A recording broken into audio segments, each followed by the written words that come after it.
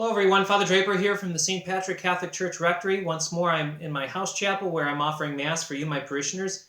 And for this fifth Sunday of Lent, I wanted to share with you a homily on this beautiful gospel reading that we hear today of Jesus raising his friend Lazarus from the dead.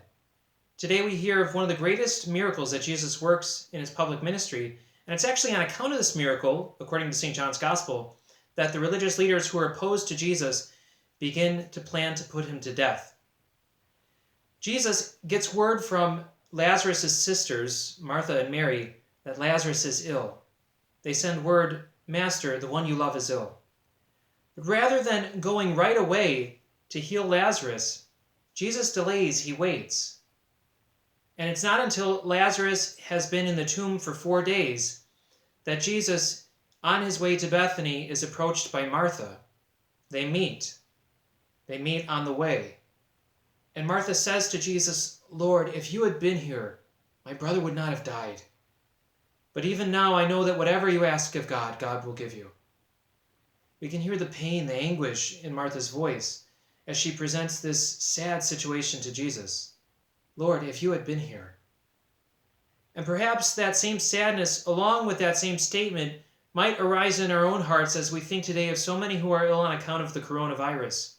"Lord, if you had been here, this could have been prevented. Lord, couldn't you do something to put an end to this?" Jesus' response to Martha and to us is a response that asks for our faith. He says to Martha, "I am the resurrection and the life. Do you believe this?"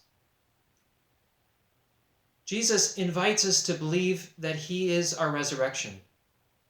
That not only Jesus will rise, or rather has risen from the dead, but that we too will rise with him on the last day. And if we die with God's grace in our souls and his love in our hearts, then that resurrection will be a glorious one. We will have bodies no longer subject to suffering or sadness or death. It's in the light of that resurrection, faith in the resurrection, that we're able to see that suffering, even death itself, here on this earth, does not get the final say. It's from that big picture of the resurrection that we're able to see the value and to make some sense of the sufferings that we endure in the here and now. Jesus invites us to this faith. And Martha responds with great faith and even gives us the words that we ourselves can use in response. She says to Jesus, "Yes, Lord, I have come to believe that you are the Christ, the Son of God, the one who is coming into the world." Martha responds with faith, and that faith is rewarded with seeing Lazarus risen from the dead. St. Elizabeth of the Trinity, one of the saints to whom I've been especially devoted recently, and I've been reading her letters, this is the second volume of her letters, makes a comment in one of them that we see in the gospel that God sometimes wants to make us wait. But, she says, he refuses nothing to faith, to trust, to love.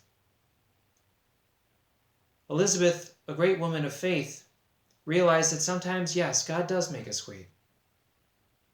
And St. Therese of Lisieux, who, like Elizabeth of the Trinity, was a Carmelite nun, they were actually contemporaries. They both were from France, although they were in different Carmels, makes the comment in her autobiography, "To those whose faith is like a mustard seed, God grants miracles and moves mountains in order to strengthen this faith which is still small. But for his intimate friends, for his mother, he works no miracles before having tried their faith. Did he not allow Lazarus to die even after Martha and Mary told him he was sick? But after the trial, what a reward! Lazarus was raised from the dead." These beautiful saints, Elizabeth of the Trinity and Therese of Lisieux, both realized that sometimes God tries our faith, but that faith, if it is persevering, is rewarded with life that is everlasting. Friends, let's keep that faith. And even if we have to wait to be able to come to Mass, wait to be able to receive Jesus once more in the Eucharist, all of us can take to heart what was really the centerpiece of Elizabeth of the Trinity's spirituality, the fact that God dwells within our souls. That if we are in a state of grace, the Trinity is within us. Jesus is still Emmanuel, God with us. At the end of that letter that I just mentioned, Elizabeth of the Trinity quoted words that were attributed to St. Augustine, which I share with you today.